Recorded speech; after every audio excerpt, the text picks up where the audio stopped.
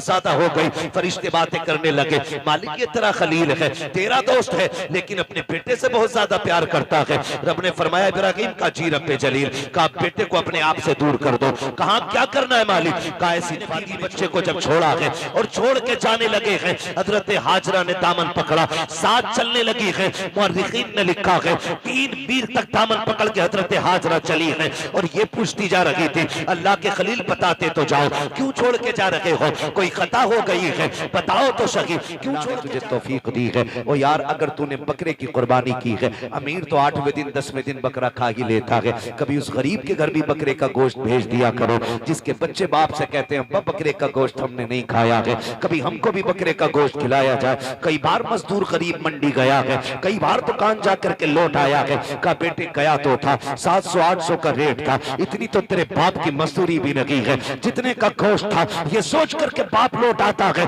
तुम्हें रब ने अगर तौफीक दी है, अगर तुमने छोटे की कुर्बानी की है अल्लाह की रजा के लिए, कभी उन गरीबों के घर दे दो जिनके यहाँ कभी गोश्त नहीं गया है। खुदा की कसम खा के कहता हूँ, तूने 4 बोटी अगर अमीर के लिए दी है, चर्चों के लिए दी है, ताल्लुकात के लिए दी है, सिर्फ वाफा के लिए दी है, तो ये 4 दिन के लिए है, खत्म हो जाएगा। अगर तूने वही बोटियां किसी गरीब की दिलजोई के लिए दी है, खुदा की कसम मर के कयामत में आना, अल्लाह तुझे इज्जतों के ताज अता फरमा। धीरे धीरे जैसे जैसे वक्त गुजरता जाता है, हम माँ बाप की कुर्बानियों को नजरअंदाज करते चले जाते हैं, और जब हम कमजोर होते हैं ना, तो हमारे माँ बाप हमें उंगली पकड़ के चलना सिखाते हैं। हम एक बात को अगर कह नहीं पाते हैं, तो माँ बाप एक बार को रिपीट करके करते करते करते करते उस वक्त तक बच्चे से उस बात को रिपीट करते हैं जब तक वो बात कह ना ले। अगर हम बात करें कि अगर माँ बाप बच्चे को कलमा याद कराते हैं, तो एक बार नहीं, 2 बार नहीं, सैकड़ों मर्तबा बच्चे को कलमा बताया जाता है, सुनाया जाता है, तब जाके बच्चे की जबान पे कलमा जारी होता है। इसी तरह से बाकी बहुत सारे ऐसे उमूर हैं जिनमें माँ बाप कई बार कोशिश करते हैं। मैं नौजवानों सिर्फ इतना कहना चाहूंगा कि हमारी जबान अगर एक बार काम नहीं करती है तो माँ बाप 100 बार दोहरा लेते हैं, लेकिन बुढ़ापे में जब माँ बाप के कान काम करना छोड़ जाते हैं, तो एक बाप के सामने बेटा किसी बात को 3 मर्तबा दोहराने के लिए तैयार नहीं होता। वो अल्लामा रूमी रहमतुल्लाह तआला अलैह ने एक वाक़या तहरीर फरमाया कि एक शख्स की दीवार पे कौवा आके बैठ गया। वो बूढ़ा हो गया था, उसने अपने बच्चे को आवाज दी, बेटे जरा बात सुन। बेटा आ गया, उसने कहा अब्बा क्या बात है? उसने कहा बेटा ये दीवार पे क्या बैठा है, ये दीवार पे क्या बैठा है? तो उसने कहा अब्बा दिख नहीं रहा तुम्हें? कहा अगर दिखता तो तुझसे पूछता क्यों? तो उसने कहा अब्बा ये कौवा है। उसने कहा बेटे मैं ऊंचा सुन रहा हूं, थोड़ा और जोर से बोलो। उसने फिर कहा अब्बा ये कौवा है। उसने फिर तीसरी मर्तबा कहा बेटे और ऊंचा बोलो, मैं सुन नहीं पाया। बेटा बिगड़ गया, कहने लगा जब तुम्हें सुनाई नहीं देता तो शौक क्यों है बार बार पूछने का? बाप की आंख में आंसू आ गए।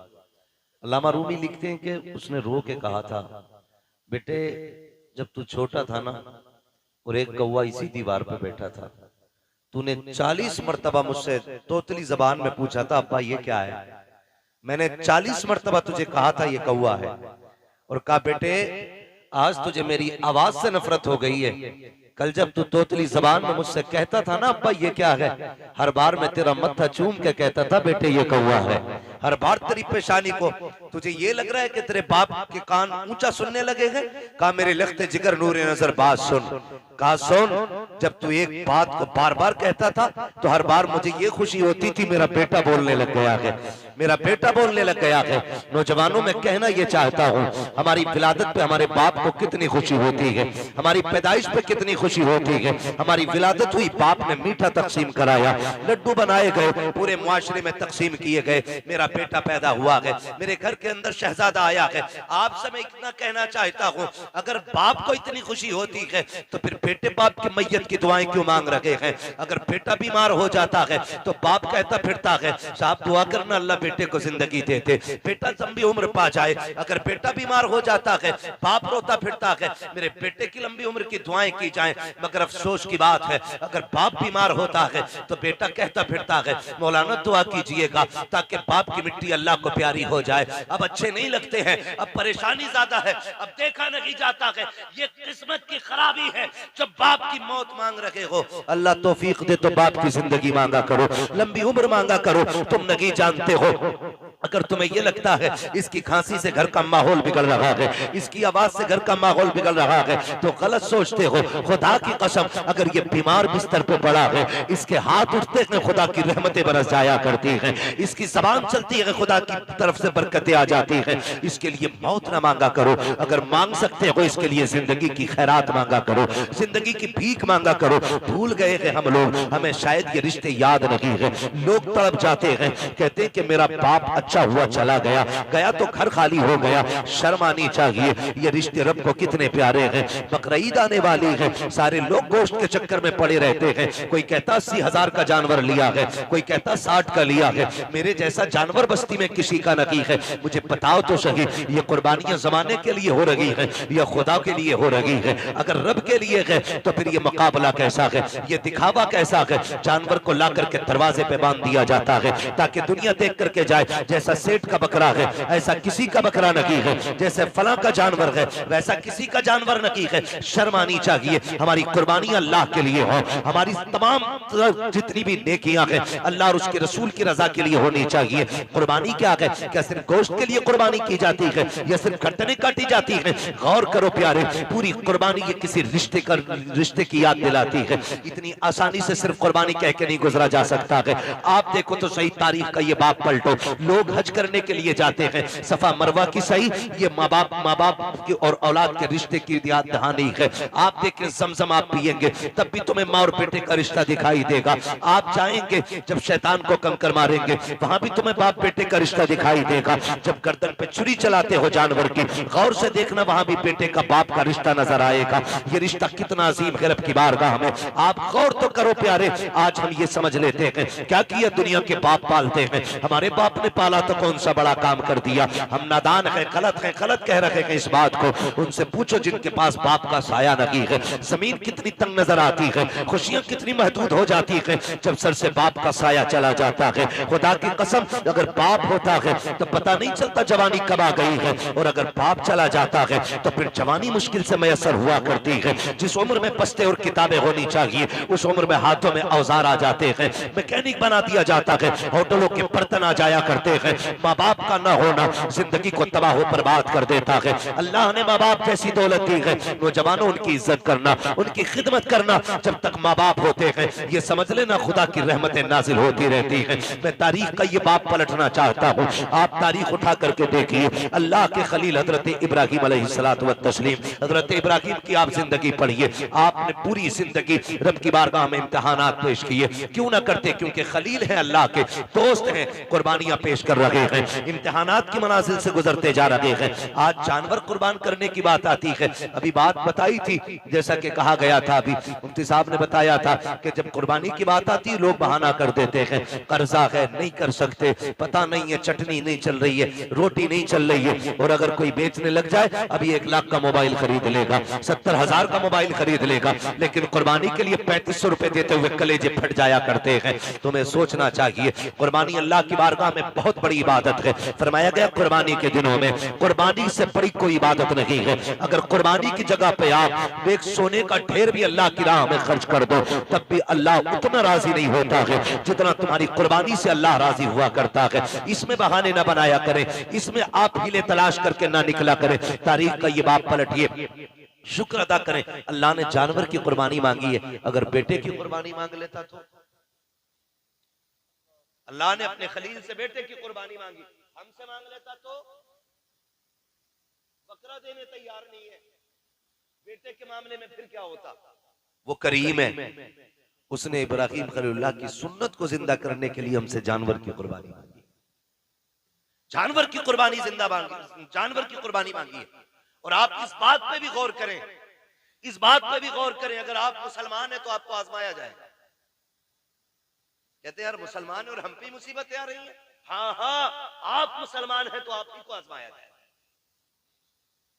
वो कहा था किसी ने, शहादत गए उल्फत में कदम रखना। लोग आसान समझते हैं मुसलमान होना, जब आपने कहा है ना ला इलाहा इल्लल्लाह, तो फिर अब इम्तिहान से भी गुजरना पड़ेगा, आपको इम्तिहान देना पड़ेगा। और आप ही नहीं, सबने इम्तिहान दिए। मेरे नबी फरमाते सबसे ज्यादा मुझे आजमाया गया है, सबसे बड़े बड़े इम्तिहानात मेरे रहे, मेरे महबूब के सबसे बड़े इम्तिहानात रहे। लेकिन हुजूर ने इम्तिहानों में क्या किया, तारीख गवाह है। किसी ने पत्थर मारे, मेरे हुजूर ने बदले में पत्थर नहीं मारा। किसी ने सितम किए तो हुजूर ने बद्दुआ नहीं की। मक्के से निकाले गए, लेकिन हुजूर ने कभी बद्दुआ के लिए हाथ नहीं उठाए। यहां तक कि ताइफ में पत्थर लगे, हुजूर के हाथ उठ गए। हाल क्या था, जूतियां खून से भरी हैं, बदन कपड़े खून से शराबोर है, चेहरे से खून बह रहा है, लेकिन हाथ उठे तो यही कहा था, मालिक इन्हें अजाब न देना, इन्हें बख्श दे, मालिक इन्हीं की नस्ल से दीन के अलमबरदार पैदा फरमा दे। ये हमारे हौसले हैं, ये हमारे मामलात हैं।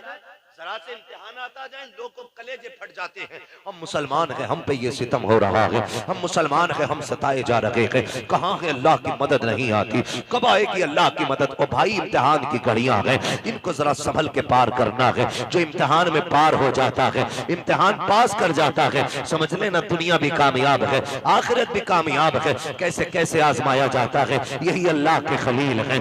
आपको कैसे आजमाया गया, जंगल में रखा गया, अल्लाह के खलील ने सब्र किया। फिर क्या किया गया, लोगों ने बहुत सताया, परेशान किया, आपने पुत तोड़े, लोग दुश्मनी पे आमादा हो गए, यहां तक कि नारे नमरूद को तैयार किया गया। आग इतनी तेज थी, इतनी तेज थी कि परिंदा कोई ऊपर से गुजरता तो वो गिर जाया करता था और मर जाता था उसकी तपिश से। अल्लाह अकबर, तारीख का ये बाप पलटते चले और देखते चले। जब उसी नमरूद की आग में डालने की बारी आई, हजरत जिब्रील अमीन ने आके कहा था, इब्राहिम रब के खलील हो, मैं रब की बारगाह तक जाता हूं, अगर कोई जरूरत हो तो बताएं। आप मंजनीक के अंदर रखे हुए हैं, ये नहीं कहा था जिब्रील देखो सामने आग है, मैं मंजनीक में हूं, कहा था कि मैं जानता हूं, मेरा रब भी जानता है, मुझे कोई जरूरत नहीं है। कहा फिर अपने रब ही से कह दो, कहा जो सब जानता है उससे कहने की जरूरत क्या है, जिसमें वो राजी है उसमें मैं राजी हूं। ये कह के आप राजी हो गए। जब नारे नमरूद में डाला गया, अल्लाह ने आग को ठंडा होने का हुक्म दिया, आग ठंडी और सलामती वाली हुई। आप नारे नमरूद में रखे, बाहर तशरीफ लेकर के आए। उसके बाद फिर आप हजरत सारा के साथ अपना वतन छोड़ देते हैं। बहुत लंबा वाकया है, बादशाह ने पकड़ा। फिर उसके बाद बदले में आपको हजरत हाजरा भी तोहफे में पेश की गई। हजरत हाजरा से आपने निकाह किया। जब कोई औलाद न थी, अल्लाह ने हजरत हाजरा से एक बेटा अता फरमाया। जब एक बेटा पैदा हुआ, आपकी मोहब्बत ज्यादा हो गई, फरिश्ते बातें करने लगे, मालिक ये तेरा खलील है, तेरा दोस्त है, लेकिन अपने बेटे से बहुत ज्यादा प्यार करता है। रब ने फरमाया, इब्राहिम का जी रब जलील का बेटे को अपने आप से दूर कर दो। कहा क्या करना है मालिक, कहा ऐसी वादी में छोड़ के आओ जहां पे कोई आबादी ना हो। हजरत इब्राहिम खलीलुल्लाह ने बेटे को लिया, आज वहां लेकर के आए जहां आज काबा मौजूद है, उस जमीन पे बीवी बच्चे को लेकर के आए। तारीख का ये बाप बड़े सुनहरे अल्फाज में लिखा हुआ है, बहुत गौर से सुनना प्यारे, और जाकर के बहन बेटियों को भी ये बाप सुनाना। हजरत इब्राहिम खलीलुल्लाह जब उस जंगल में आए जहां पे दरख्त का साया तक नहीं था, हरियाली तक नहीं थी, काले पत्थरों की पहाड़ियां हैं, दूर दराज तक कोई नहीं है। अल्लाह के खलील ने बीवी बच्चे को जब छोड़ा है और छोड़ के जाने लगे हैं, हजरत हाजरा ने दामन पकड़ा, साथ चलने लगी है। मुअर्रिखीन ने लिखा है 3 मील तक दामन पकड़ के हजरत हाजरा चली है और ये पूछती जा रही थी, अल्लाह के खलील बताते तो जाओ, क्यों छोड़ के जा रहे हो, कोई खता हो गई है बताओ तो सही, क्यों छोड़ के जा रहे हो, क्या बात है, अपनी मर्जी से छोड़ के जा रहे हो या रब के कहने से छोड़ के जा रहे हो। ये हजरत हाजरा कहते कहते 3 मील तक दौड़ी है। तारीख है, खुदा की कसम, एक जुमला भी हजरत हाजरा ने नाशुक्री का नहीं कहा था। आज शौहर अगर बीवी के पसंद के कपड़े न लाता है तो फिर बीवियां बिगड़ जाया करती हैं, कहती तुम्हारे घर में सुकून नहीं मिला है, जब से तुम्हारे घर में आई हो मुझे मिला कि क्या है, इस तरह के ताने दिया करती हैं। ए मेरी बेटी, मेरी बहन, कान खोल के सुन लेना, तेरी जन्नत तेरे शौहर के कदमों में रखी गई है। तू लाख सजदे कर ले, लाख नवाफिल पढ़ ले, अगर तेरा शौहर तुझसे नाराज है तो खैरियत नहीं है। अगर तेरा शौहर 2 पैसे की चीज चीज लेके आता है, उससे चेहरा बिगाड़ के बात ना कर, उसका मुस्कुरा के इस्तेमाल करना। तू नहीं जानती है कि तेरे शौक तो इतने हैं कि शोहर की कमाई उतनी नहीं है। लंबी लंबी लिस्टें बना के दी जाती है, मुझे 7,000 का जोड़ा चाहिए, 8,000 का जोड़ा चाहिए। मेरी बहन तो कनीज़े फातिमा ज़हरा है, तेरे लिए जन्नत में महल्लात तैयार किए गए हैं, जन्नत में जन्नती लिबास तेरे लिए है। फकत इतना करना है, तुझे अपने शोहर की रजा में राजी रहना है। तू कौन है, तेरी औकात क्या है? ना तू वली की बेटी है, ना तू नबी की बेटी है, ना तू नबी की बीवी है, ना तू वली की बीवी है। तारीख का ये बाप पलट के तो देखो, हजरत हाजरा को अल्लाह का खलील छोड़ के जा रहा है, जंगल में छोड़ के जा रहे हैं। कोई दरख्त नहीं है, कोई साया नहीं है, जंगल की जंगल है। 3 मील तक दौड़ी है, दामन पकड़ के दौड़ के कहा था, खलील ये तो बता के जाओ क्यों छोड़ के जा रहे हो? इतनी सी खजूरें, इतना सा पानी, ये किसके सहारे है? अल्लाह के खलील की आप तारीख पढ़िएगा, आग में डाले गए हैं, अल्लाह के खलील नहीं रोए हैं, वतन छोड़ा है नहीं रोए हैं, नमरूद की फौज ने पीछा किया है नहीं रोए हैं। लेकिन जब बेटे को जंगल में छोड़ के जा रहे हैं, लोग कह दिया करते हैं मेरे बाप का रिश्ता की क्या है, मेरा बाप मुझसे प्यार नहीं करता है। गैरत आनी चाहिए। खुदा की कसम, वो खलील जो नमरूद की आग से लग करके नहीं रोया, वो खलील जो आग में डाला गया तब आंसू नहीं आए, दुश्मनों ने पीछा किया तब नहीं रोया। लेकिन आज जब बेटे को छोड़ के जा रहे हैं, आंख से आंसू टप टप गिरते जा रहे हैं। शरीक हयात ने कहा था, अल्लाह के खलील बताते तो जाओ, इस जंगल में क्यों छोड़ के जा रहे हो? अच्छा ये बताओ, अपनी मर्जी से छोड़ रहे हो या रब ने हुक्म दिया है? इतना सुनना था। अल्लाह के खलील ने कहा था, हाजरा प्यारी सौजा बता तो सके, अगर रब ने किसी को ऐसा बेटा दिया हो और वो भी कोई शुरू उम्र का ना हो, 70 साल की उम्र में मिला हो, और यूं ही नहीं जिसको दुआओं में मांगा हो, सजदों में रो के मांगा हो, तब जाके इस्माइल सा बेटा मिला हो, क्या ऐसे बेटे को कोई जंगल में छोड़ जाएगा? अपनी मर्जी से छोड़ के जाएगा? कहा हाजरा ये अपनी मर्जी से छोड़ के नहीं जा रहा हूं, बल्कि अपने रब के कहने से छोड़ के जा रहा हूं। हजरत हाजरा ने इतना सुना, तवक्कुल अल्लाह देखिए, अल्लाह पे भरोसा देखिए, इतना सुनना था, दामन छोड़ा, मुस्कुरा के कहती है, खलील पे ठहरो, ये पानी भी ले जाओ, खजूरें भी ले जाओ। कहा क्या करोगी? कहा जिस रब की मर्जी से छोड़ के जा रहे हो वही रब खाना भी दे देगा, पानी भी दे देगा। इसे तवक्कुल अल्लाह कहते हैं। क्या बात है। नारे तकबीर, नारे रिसालत, मसलके आला हजरत खतीब अहले सुन्नत मुफ्ती हम्माद रजा मुरादाबादी, नारे तकबीर। ये रिश्ता होता है माँ बाप का, इसे समझने की कोशिश करें। जो खलील नारे नमरूद से न रोया, वो बेटे की जुदाई पे रो दिया, वो बेटे को छोड़ते वक्त रो दिया। सोच तो सही, कैसे कह देते हो मेरा बाप प्यार नहीं करता? खुदा की कसम खा के कहता हूं, मंडी चले जाओ, मार्केट चले जाओ, जितने मजदूर थैले हाथ में लेके खड़े होते हैं ना, उनसे पूछना इस उम्र में क्या जरूरत थी इतनी गर्मी में काम करने की? सिर्फ यही कहेगा, बच्चों का पेट है, बच्चों के लिए आया। बच्चों की जरूरत है, माँ बाप को मौत तक ले जाती है, और औलाद कहती है क्या किया है मेरे बाप ने, क्या किया है मेरे बाप ने? खुदा की कसम, अगर तेरे हलक में हराम का लुकमा नहीं जाने दिया है तो सबसे बड़ा एहसान किया है तेरे बाप ने, बहुत बड़ा एहसान किया। और मैं ज्यादातर नौजवान बेटे आपसे गुजारिश कर जाऊं, आप ही के रामपुर से एक दिन फोन आया, कहा गया कि मौलाना हमारे अब्बा को समझाइए। मैंने कहा बात क्या? उसने कहा रिश्ते नहीं हो रहे हमारे। मैंने कहा वजह? उसने कहा वजह ये है कि जो भी रिश्ता करने आता है वो ये पूछता है कि तुम्हारा बाप क्या करता है, या मेरे बाप से पूछता आप क्या करते। तो जब वो कहते हैं हम रिक्शा चलाते, तो रिश्ते करने वाले लौट के चले जाते। तो उसने कहा हमें गैरत आ रही है, हमारा बाप रिक्शा चला रहा है। मैंने कहा ठंडे दिमाग से सोच, शाम को तेरा बाप आता है तो कपड़े पसीने में भीगे होंगे। कहा हाँ। तो मैंने कहा उसके तलवे चूमा कर, वो पसीना बहा के कमा के लाता है, किसी का खून बहा के कमा के नहीं लाता है। हमारी दुनिया को हो क्या गया है? हमें करोड़पति चाहिए, चाहे दलाल हो, रिश्वतखोर हो, ब्याज लेने वाला हो, हराम की दौलत इकट्ठे करने वाला हो। ये 4 चांद कब तक? जब तक मौत नहीं आ रही।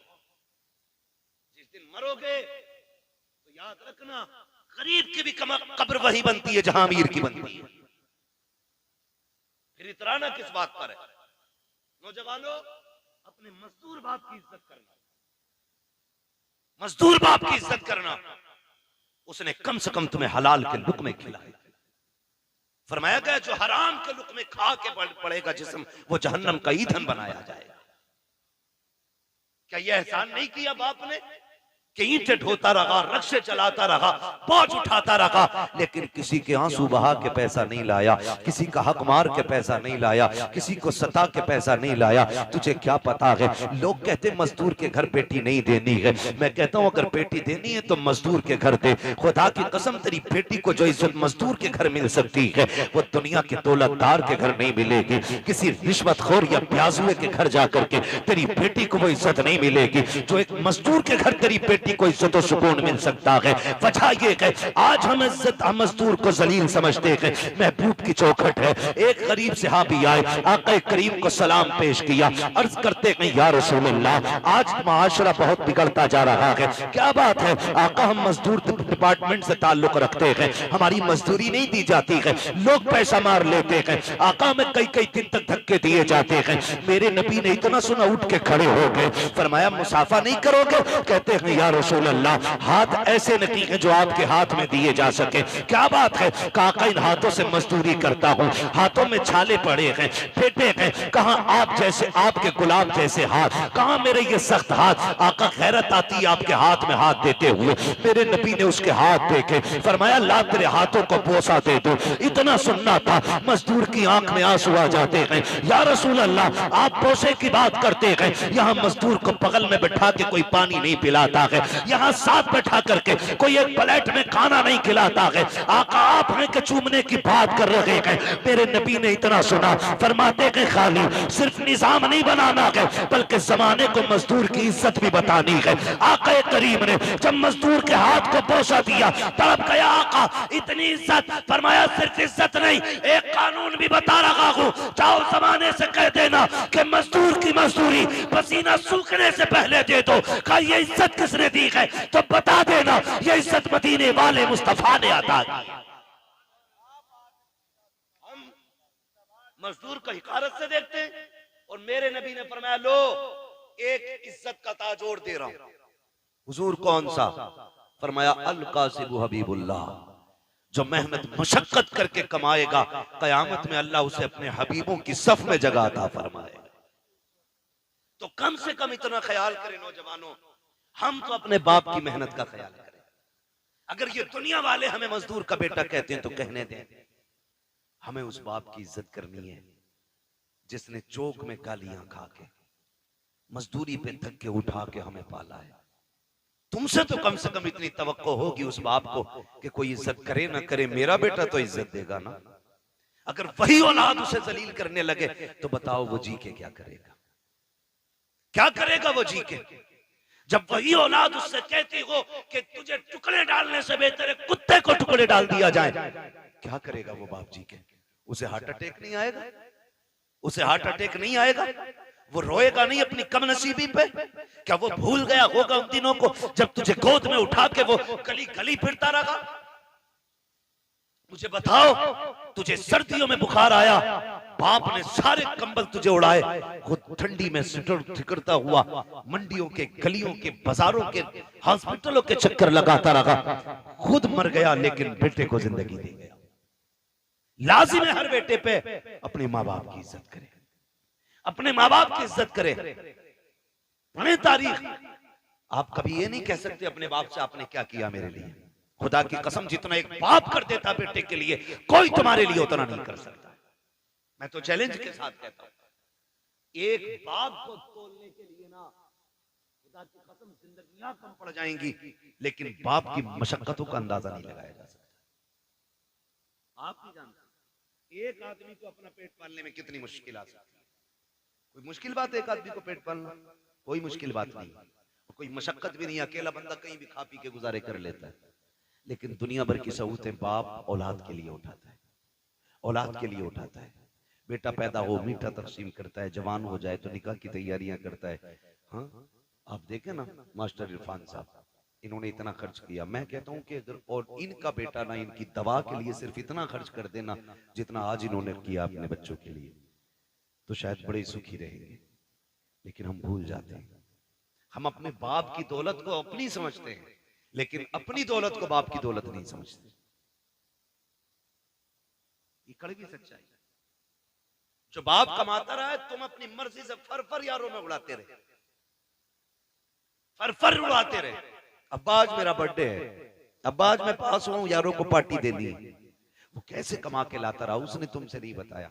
जो तुम मांगते रहे वो देता रहा। उसने बुढ़ापे में इतना कहा था, बेटे खांसी बढ़ गई है, एक सिरप चाहिए। तुमने मुंह बिगाड़ के कहा, तुम्हारे खर्चे उठाऊं या औलाद के खर्चे उठाऊं? लोग कहते हैं बाप उस दिन मरा जिस दिन सांसें रुकी। मैं कहता हूं नहीं, ये तो उस दिन मर गया था जिस दिन बेटे ने हाथ रोक लिया था, उसी दिन बाप मर गया था। खुदारा बदलो अपने आप को, अपने बाप की इज्जत किया करो। और दुनिया में तुम्हारे बाप को कोई इज्जत नहीं देता, तुम इज्जत दे के बताओ कि तू किसी की नजर में जलील होगा, लेकिन मेरी नजर में तेरी इज्जत एक बादशाह से ज्यादा है।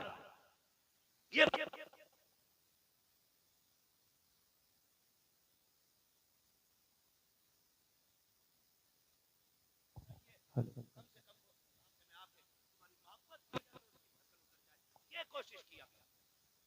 अक्सर नौजवान मेरे सामने बैठे, अल्लाह करे हर नौजवान अपने बाप की इज्जत करने लग जाए, बाप की इज्जत करने लग जाए। हम तो ये सोचते हैं ना, ये सोचते हैं ना, जो भी कमाया वो हमारा है, हमारे बाप का कुछ नहीं है।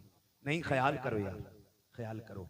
एक बाप की जिंदगी अपनी औलाद के लिए पूरी सर्व कर देता है बाप। मैं अर्ज कर रहा था, अल्लाह का खलील बेटे को छोड़ते वक्त, बेटे को छोड़ते वक्त, बेटे को छोड़ते वक्त अल्लाह के खलील रो दिए, रो दिए।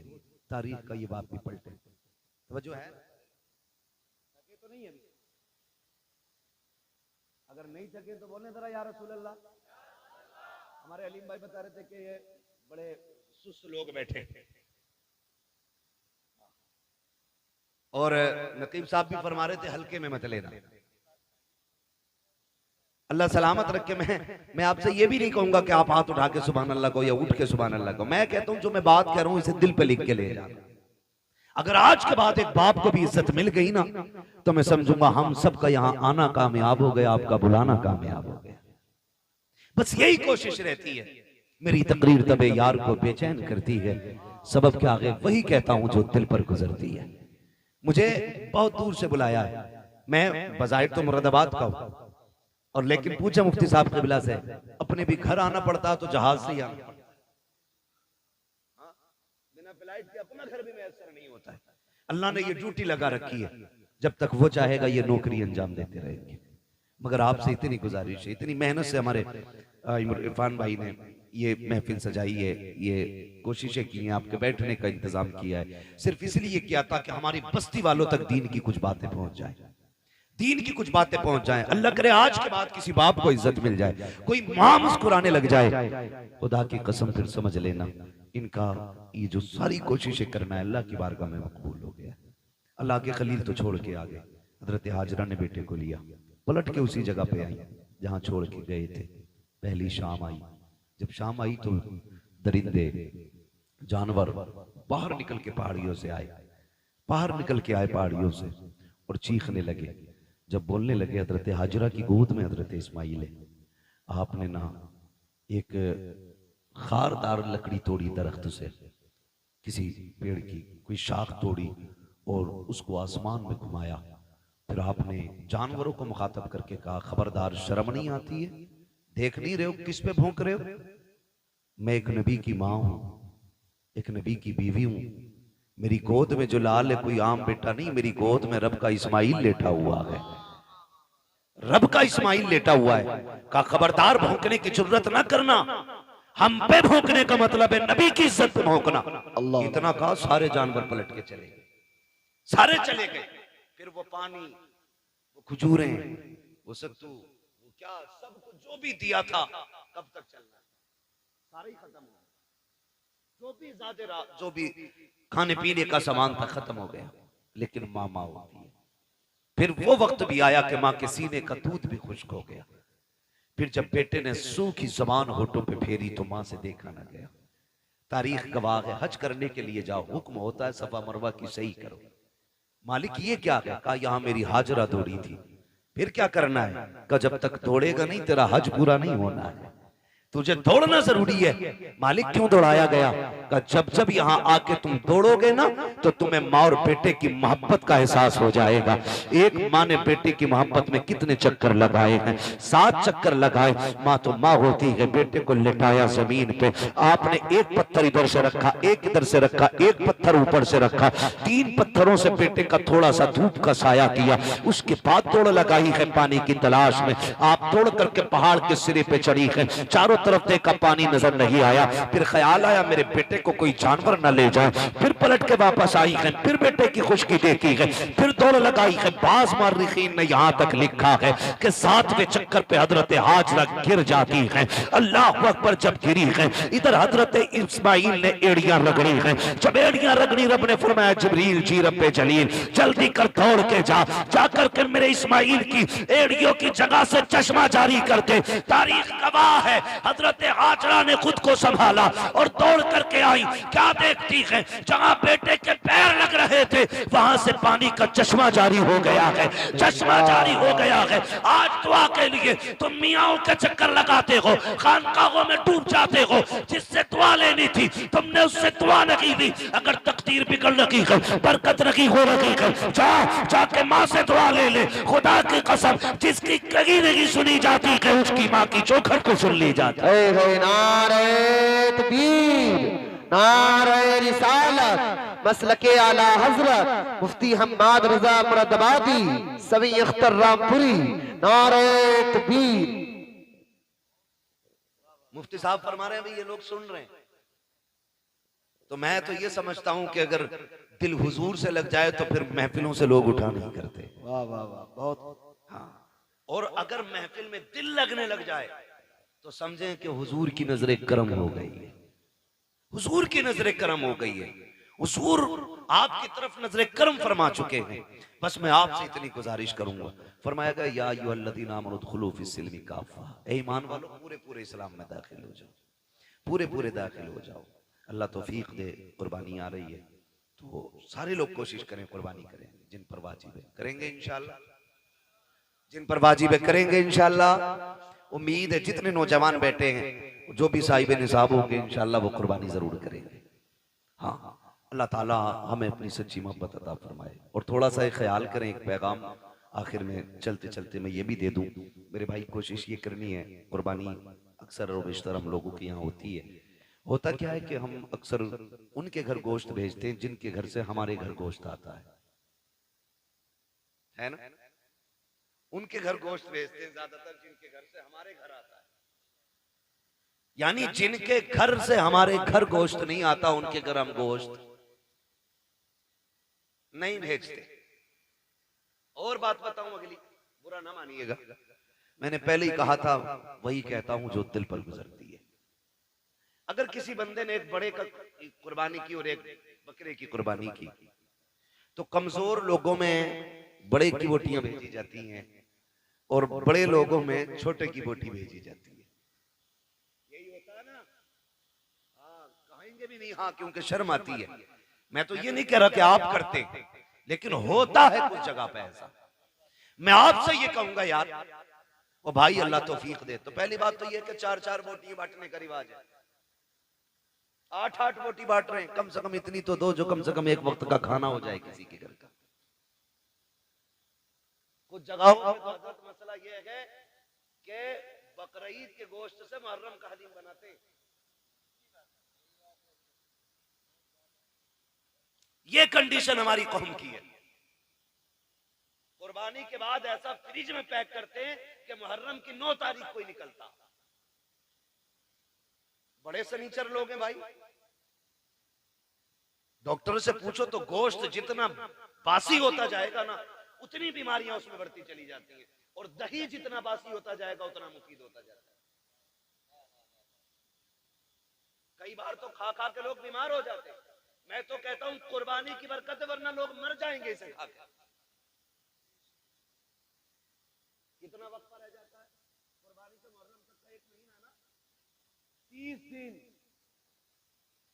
कुछ थोड़ा थोड़ा निकाल के खाते रहते। अल्लाह पे भरोसा रखो यार, जो आज दे रहा है वही आपको कल भी देगा। बोलो देगा कि नहीं? अच्छा, आपने देखा होगा कि ये जो परिंदे उड़ते हैं रोज सुबह सुबह, शाम को जब आते हैं कुछ बचा के लाते हैं या खाली खा के आ जाते हैं? क्या करके आते हैं? बोल सकते हैं तो बोले सर, अल्लाह ने ज़बान दी है तो। खा के आ जाते हैं ना, रख के तो नहीं लाते। अगले दिन फिर उड़ते हैं, फिर खा के आते हैं। और ताज्जुब की बात यह है कि भूखे जाते हैं और पेट भर के वापस आते हैं। इनका कोई खेत है, बिजनेस, मंडी? अच्छा, इतनी तपिश, इतनी गर्मी है अभी कि हर जगह पानी भी मैसर नहीं है। आदमी को 24 घंटे पानी ना मिले पागल हो जाए। जंगलों में पानी नहीं, लेकिन परिंदे फिर भी जिंदा हैं।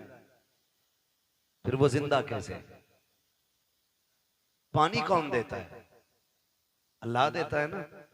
वो रोज खा के उड़ के आ जाते हैं, छोड़ के नहीं आते, क्योंकि उनका भरोसा ये है कि हमें रब देने वाला है। क्या बात है, बहुत अच्छा है। रब देने वाला है। जानवरों का भरोसा अल्लाह पर है। इंसान 1 महीने के लिए रख के पड़ा। ये तो कुर्बानी का है। लोगों ने जन्नत का उठा के रखना शुरू कर दिया था, अल्लाह ने वो बंद कर दिया था। आपको अल्लाह ने अगर दिया है तो फ्रिज में ना भर। कितने ऐसे लोग आज भी हमारे मुआशरे में हैं जिन्हें साल साल भर गोश्त खाने तक की तौफीक नहीं होती। वजह इतनी ये है कि कंजूस नहीं है, कमजोर लोग हैं, मजदूर लोग हैं, महंगाई ने कमर तोड़ दी है। किसी के आगे बेटियां जवान हैं, किसी के घर में बेटे परेशान है, किसी को बीमारी ने घेर रखा है, कोई मुसीबत में है, कोई आजमाइशों में है, कोई बीमारियों में है। इस वजह से कितने लोग गोश्त नहीं खा पाते हैं। अल्लाह ने तुझे तौफीक दी है। और यार, अगर तूने बकरे की कुर्बानी की है, अमीर तो 8वें दिन 10वें दिन बकरा खा ही लेता है। कभी उस गरीब के घर भी बकरे का गोश्त भेज दिया करो, जिसके बच्चे बाप से कहते हैं बकरे का गोश्त हमने नहीं खाया है, कभी हमको भी बकरे का गोश्त खिलाया जाए। कई बार मजदूर गरीब मंडी गया है, कई बार दुकान जाकर के लौट आया है, का बेटे गया तो था 700-800 का रेट था, इतनी तो तेरे बाप की मजदूरी भी नहीं है, जितने का गोश्त था ये सोच करके बाप लौट आता है। तुम्हें रब ने अगर तौफीक दी है, अगर तुमने छोटे की कुर्बानी की है अल्लाह की रजा के लिए, कभी उन गरीबों के घर दे दो जिनके यहाँ कभी गोश्त नहीं गया है। खुदा की कसम खा के कहता हूँ, तूने 4 बोटी अगर अमीर के लिए दी है, चर्चों के लिए दी है, ताल्लुकात के लिए दी है, सिर्फ वाफा के लिए दी है, तो ये 4 दिन के लिए है, खत्म हो जाएगा। अगर तूने वही बोटियां किसी गरीब की दिलजोई के लिए दी है, खुदा की कसम मर के कयामत में आना, अल्लाह तुझे इज्जतों के ताज अता फरमा। भाई वाह वाह वाह, जिंदाबाद जिंदाबाद, बहुत खूब। गोश्त उन्हें दे जिनके यहाँ हुआ ही ना हो। कई बार ऐसा होता है जिनके घर कुर्बानी हुई है, 2 क्विंटल में से 50 किलो इसके घर रखता है, और मोहल्ले वालों ने भी एक तसला भेज दिया। और कितने गरीब ऐसे होते हैं कि बकरा ईद के घर दिन भी उनके घर में दाल बनती है। इसे ईद कहते हो? तेरी बस्ती के अंदर अगर एक बंदा भी ईद के दिन चटनी से खाएगा तो तुझे गैरत से मर जाना चाहिए। अल्लाह तौफीक दे तो ये गरीबों में तकसीम करे। आपके घर के होते हुए किसी घर में दाल या चटनी नहीं। आज ये रब की दावत का दिन है, रब की दावत का दिन है। हर घर में गोश्त की खुशबू आनी चाहिए, हर घर में तकसीम करें। और याद रखिए, जो अल्लाह के लिए करता है फिर अल्लाह कभी उसको गिरने नहीं देता है, गिरने नहीं देता है। और वो लोग बेवकूफ हैं जो उठा के रखते हैं। जब बर्तन खाली होता तभी नया भरा जाता है, जब पहले से भरा होता तो फिर उसमें जगह ही नहीं होती, वो भरेगा कहां? आप खाली करते रहो, मेरा रब तुम्हारे बर्तनों को भरता रहेगा। जो खर्च करना नहीं जानते उन्हें कमाइयों का भी तरीका नहीं आता है। कमाई का भी तरीका उन्हीं को आता है जो खर्च करना जानते हैं। आप अपनी कमाई में गरीबों का हिस्सा रखें। कुर्बानी आ रही है, सारे लोग कुर्बानी करें। अल्लाह तौफीक दे, अपने बच्चों को दीन की तालीम दे। जिस तरह हमारे इरफान भाई ने अपने बेटों के अकीक़े की खुशी में, बेटियों की खुशी में माशाल्लाह खुश नसीब है। फरमाया गया अल्लाह जिसे 3 बेटियां दे और वो पाल पोस के उन्हें इज्जत से रुखसत कर ले, हुजूर ने फरमाया वो बंदा जन्नती होता है, वो बंदा जन्नती होता है। और फिर अल्लाह ने 3 बेटियां दी हैं, मुज्दा मुकम्मल है। यहाँ तक कि 2 बेटियों के लिए भी खुशखबरी है, 1 बेटी वाले के लिए भी खुशखबरी है। लेकिन सबसे पहले 3 का तज़किरा आया था। अल्लाह ने 3 बेटियां दी हैं, 1 बेटा दिया है। अल्लाह आपको भी बेटी बेटा देना। तो मैं तो ये कहता हूँ कि बेटी पे भी उतनी खुशी किया करो जितने बेटे की पैदाइश पे खुशी करते हो। इसलिए कि याद रखना, कभी कभी बेटे वो काम नहीं करते जो बेटियां काम कर जाया करती हैं, और बेटियों की मोहब्बत बाप से हमेशा जुदा होती है। बेटी के प्यार को बेटों का प्यार नहीं लगा करता है। आप भी जानते होंगे, आपसे जितनी मोहब्बत आपकी बेटी करती है उतना आपका बेटा नहीं करता होगा, इसलिए कि बेटियां तड़प जाती हैं बाप के बगैर। पूरी जिंदगी वो सिर्फ बाप के चेहरे की मोहताज रहती हैं। और फिर अल्लाह ने बेटी की मोहब्बत भी बाप के दिल में कैसी डाली है। मेरे नबी ने खातून जन्नत को सीने से लगा के कहा था, मेरी फातिमा मेरे जिगर का टुकड़ा है।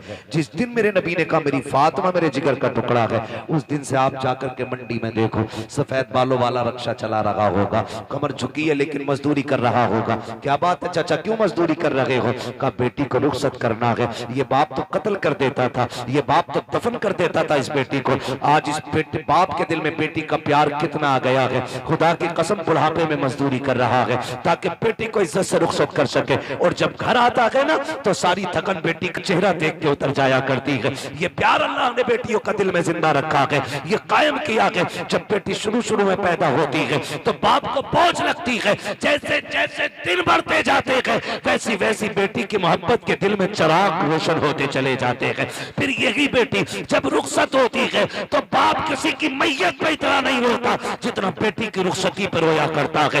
ये प्यार किसने पैदा किया है? ये रब ने पैदा किया है। अल्लाह बेटा दे तब भी खुशी मनाओ, बेटी दे तब भी खुशी मनाओ, इसलिए कि बेटा नेमत होता है, बेटियां खुदा की रहमत हुआ करती है।